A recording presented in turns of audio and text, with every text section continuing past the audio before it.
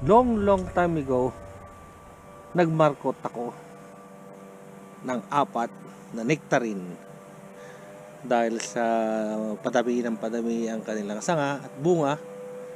Kaya naisipan kong magmarkot at ilipat sa Lake Elsinore. Ngayon, October 14, 2023. According to YouTube, aba, may ugat. Kaya panahon na may lagay. Kaso tinamad akong magdilig. Kung pagtingin ko, itong isa wala. Tapos yon, malagi. Nag-ugat. Kaya puputulin natin ngayon. At ilipat sa paso para sa Lake Elsinore. Alright, we'll see.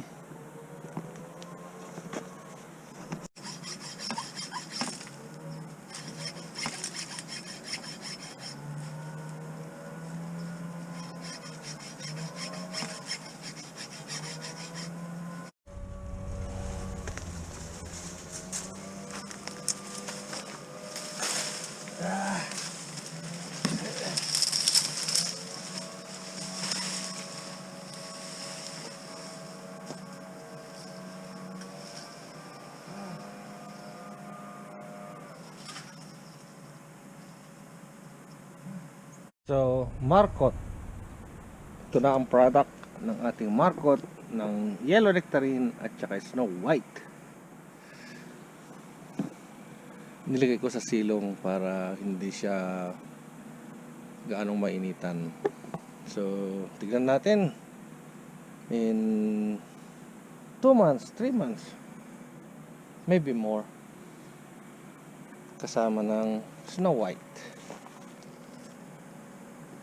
Kaya medyo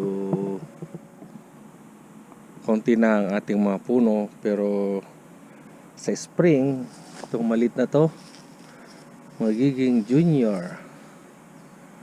Kaya tignan natin kung tutuloy. Hopefully.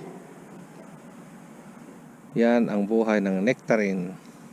Bunga agad. In 2 years may bunga na. Kasi yung 1 year pag plinat mo siya, recovery time niya.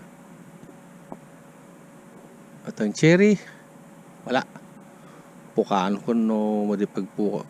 Uy no parutak. Tayo mula di bangir.